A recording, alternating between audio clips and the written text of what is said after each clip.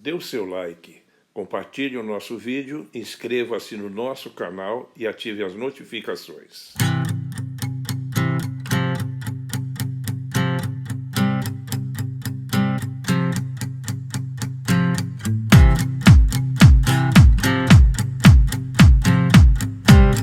E nesta noite nós vamos falar sobre novas criaturas em Cristo.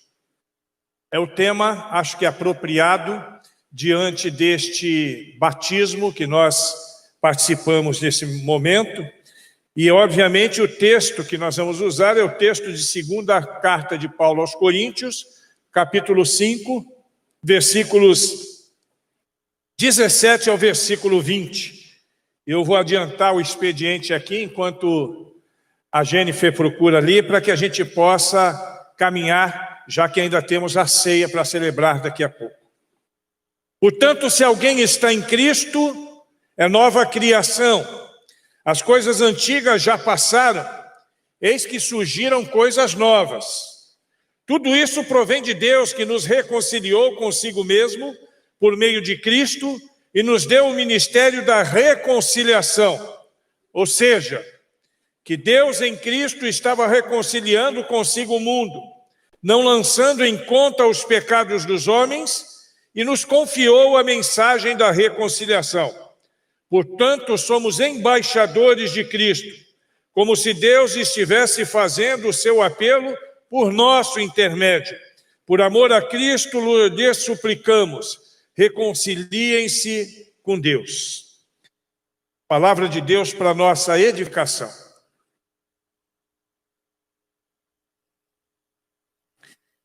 Essa noite de dezembro, último domingo do ano de 2020, presenciamos o testemunho público de fé, ali naquele batistério, de 8 pessoas. O irmão Davino, a Alana, a Jalana, a irmã Nora Ney, o Daniel, o Tiago, o Davi e o Alessandro. Através do batismo, eles ratificaram uma decisão que já haviam tomado há algum tempo atrás, quando entregaram sua vida a Jesus Cristo. Então, aqui foi um testemunho público da fé que eles já têm. Todos eles, mesmo antes do batismo, já eram salvos, já estavam salvos por conta da graça de Jesus Cristo. E no batismo agora, então, eles homologam a sua relação conosco enquanto igreja institucional. Agora fazem parte do corpo organizacional da primeira Igreja Batista em Medeiros Neto. Haja vista que já faziam parte do corpo místico de Cristo desde quando se decidiram. Isso é uma nova vida, é uma nova história.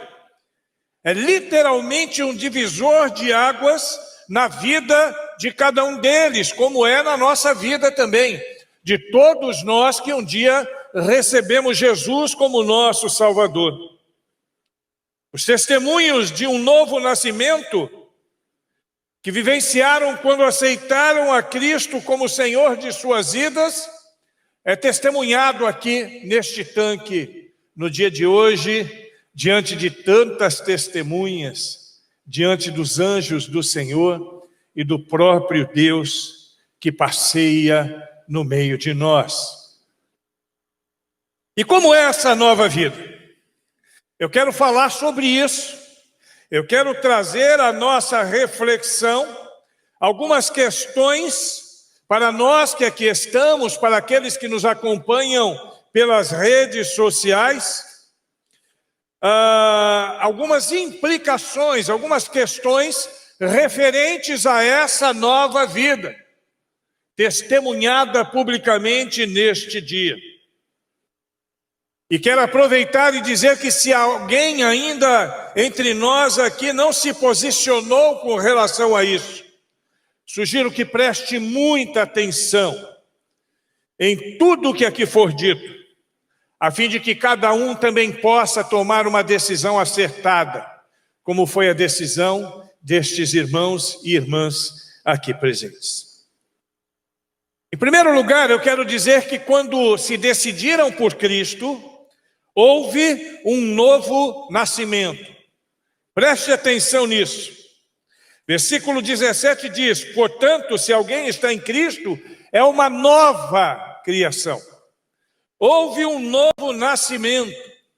Em João capítulo 3, quando Jesus conversa com Nicodemos, ele usa a expressão novo nascimento para significar um novo começo de vida, uma nova fase na vida de todos aqueles que nascem de novo. E ele disse, Jesus, a Nicodemos, naquele encontro memorável, que se alguém não nasce de novo, não pode nem ver e nem viver o reino de Deus. Esse novo nascimento é como se literalmente vocês tivessem morrido e ressuscitado. Aliás, esse é o simbolismo do batismo. Quando eu os levo à imersão, está simbolizando que vocês estão sendo sepultados. E quando vocês voltam, ressuscitados para uma nova vida, para um novo tempo. Todos nós precisamos passar por esta experiência, pela experiência do novo nascimento, pela experiência do batismo. E apesar de eu ter dito que mesmo que não fossem batizados estariam salvos, todos aqueles que são salvos têm o desejo ardente no coração de serem batizados, de viver essa experiência, esse novo tempo, esse tempo gostoso, que faz com que nós não vivamos mais, não sou mais eu quem vivo, mas Cristo agora vive em mim. Preste atenção nisso. As implicações desse novo nascimento. Cristo agora é quem vive através da vida de vocês. Obviamente nenhum de vocês, nenhum de nós aqui vamos ser transformados num santo de um altar qualquer, mas de santos santificados pela graça de Jesus. E por sermos santificados pela graça de Jesus, nós temos que viver a vida de Cristo impregnada em nossa vida agora. Cristo vive em mim, Cristo vive em você, e a partir de agora, mais do que nunca, o seu testemunho tem que extrapolar esse tanque de água fresca. E agradeçam a Deus que aqui é quente, que eu já fiz batismo no Rio Grande do Sul no mês de junho. A coisa foi feia por lá. É muito mais do que o testemunho que vocês deram aqui, é o testemunho que darão no dia a dia a partir de agora. O pastor vai pegar no pé com mais força agora. Estou brincando, o pastor não precisa pegar no pé de ninguém, porque existe o Espírito Santo de Deus que cuida de nós e que nos conduz em segurança. Lembrem-se disso. Nunca mais se esqueçam disso. Vocês nasceram de novo. Em segundo lugar, agora que você nasceu de novo, não agora no batismo, mas quando se decidiram por Cristo, vocês se tornaram filhos de Deus. Nós somos filhos de Deus. Todos nós que temos Cristo como Senhor da nossa vida, todos nós que professamos a nossa fé em Jesus Cristo, somos filhos de Deus. Versículo 18 diz assim: tudo isso provém de Deus, que nos reconciliou consigo mesmo por meio de Cristo. Por meio de Cristo, nós somos feitos filhos de Deus. E quando nascemos de novo, a partir do momento que nós nascemos de novo, deixamos de ser apenas uma criatura e nos tornamos um verdadeiro filho. E isso aconteceu no dia que vocês decidiram caminhar com Cristo Jesus. E aqui hoje, no dia de hoje, publicamente vocês dão esse testemunho a todas estas testemunhas aqui presentes.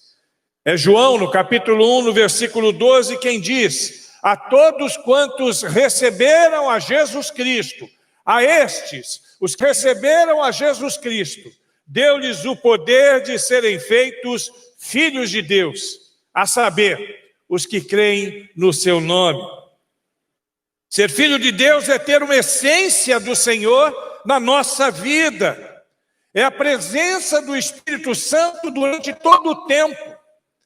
Nós não somos diferentes de nenhuma pessoa, não somos melhor do que nenhuma pessoa. Não pense que o cristão ou o crente é melhor do que alguém que não seja cristão ou que não seja crente. Nós somos iguais a todos. E a palavra de Deus diz que Deus quer que todos sejam salvos, absolutamente todos. Mas também nos diz que para sermos salvos, precisamos depositar a nossa esperança em Jesus Cristo e confessá-lo como Senhor da nossa vida. E temos essa essência na medida em que entregamos a nossa vida a Jesus, na medida em que passamos a viver uma nova experiência com Deus. E que experiência gostosa, inesquecível. Eu fui batizado no dia 25 de setembro de 1989, no século passado. 1989, fui batizado em São Paulo. E a partir dali a minha vida mudou. A partir dali a minha vida nunca mais foi a mesma. Eu havia aceitado a Cristo um ano antes. E agora em setembro de 89, eu descia as águas do batismo. É uma experiência que eu nunca mais vou me esquecer. E vocês também se lembrarão para sempre. Daqui a pouquinho nós vamos chamá-los para que vocês recebam seus certificados de batismo, para que vocês possam guardar como uma lembrança deste dia memorável que vocês viveram hoje. Em terceiro lugar, nós nascemos de novo, nós somos feitos filhos de Deus, e eu quero que você se lembre que a partir de agora, Cristo vive em nós. Repita comigo assim: Cristo vive em mim. Versículo 17 diz: eis que surgiram novas coisas. E versículo 19 diz: Deus em Cristo estava reconciliando consigo o mundo. A energia que move a vida de um cristão é a presença do Senhor através do Espírito Santo na nossa própria vida. Cristo, através do Espírito Santo, faz morada em nossa vida, quando nós vivemos para a glória de Deus. Essa é a promessa de Jesus Cristo, em João 14, versículo 23, que diz assim: se alguém me ama, guardará a minha palavra, e o meu Pai o amará, e viremos para ele e faremos nele morada. Glória a Deus, porque Cristo vive em nós, através do Espírito Santo. E agora que Cristo vive em você, que você é templo do Espírito Santo de Deus, já não mais é você quem vive, já não sou mais eu quem vivo. E é por isso que nós dizemos: Cristo vive em nós. Agora nós vivemos para a glória de Deus. Agora é Cristo quem vai se manifestar através da nossa vida. Nós somos a carta escrita por Deus em testemunho a todas as pessoas da grandiosidade de Deus, do evangelho da graça de Deus, do amor de Deus e do poder de Deus. Levem isso a sério, muito a sério, principalmente a partir de agora, que dão esse testemunho público. As responsabilidades assumidas diante da igreja nesta noite, diante de Deus e de todas as testemunhas aqui presentes, elas são muito sérias e devem ser consideradas de maneira muito responsável e comprometida. Como morada do Espírito Santo de Deus, nós temos que prestar muita atenção naquilo que faremos, naquilo que fazemos, naquilo que falamos, da forma que agimos e da forma que caminhamos para a glória de Deus. Uma quarta questão sobre este novo nascimento. Preste atenção nisso. Isso é muito importante. O passado ficou para trás. A palavra de Deus, então, no versículo de número 17, diz: as coisas velhas se passaram, eis que tudo se fez novo. Isso é comprovado no versículo 19, que diz assim: não lançando em conta os pecados dos homens, e nos confiou a mensagem da reconciliação. Nós somos perdoados por Cristo. Nós somos lavados não pela água do batismo, mas pelo sangue de Jesus Cristo, que nos lavou de todo pecado, que nos transforma. E agora, se nós vivemos uma nova vida, e o tempo que estávamos na ignorância já não é mais levado em consideração. Por isso você pode ter certeza, nós podemos ter certeza, o nosso pecado ficou para trás. A palavra de Deus diz que Deus, quando nos perdoa, Ele joga os nossos pecados no mar do esquecimento. Tem uma coisa que a Bíblia não fala, mas que eu sei que Deus faz. Ele joga os nossos pecados no mar do esquecimento e coloca uma plaquinha ali: é proibido pescar, para que ninguém resgate aqueles pecados dos quais nós somos lavados. E por causa disso nós precisamos deixar de lado o passado e viver um novo tempo, deixar de lado as coisas ruins que aconteceram e viver para a glória de Deus coisas boas, coisas importantes. Lucas capítulo 9, versículo 62 diz assim: ninguém que tendo posto a mão do arado olha para trás é apto para o reino de Deus. As coisas do passado devem ficar no passado. Elas só podem ser resgatadas se for para dar um bom testemunho daquilo que Deus faz na nossa vida. Nunca se esqueçam disso, queridos. Nunca se esqueçam disso, todos vocês que aqui estão, todos vocês que nos assistem aí. Quem vive em Cristo é uma nova vida e tudo se renova. O tempo todo se renova. A igreja de Cristo é orgânica, e como uma igreja orgânica, ela está em movimento constante. Nós estamos sendo curados a cada momento. Nós estamos sendo sarados a cada momento, transformados, estamos sendo santificados pelo poder da palavra de Deus e pela presença de Cristo na nossa vida. E isso é constante. Hoje, você pode dizer com toda convicção que conheceram a verdade e que pela verdade foram libertos. Hoje, vocês podem dizer com toda convicção que essa verdade que liberta é Jesus Cristo.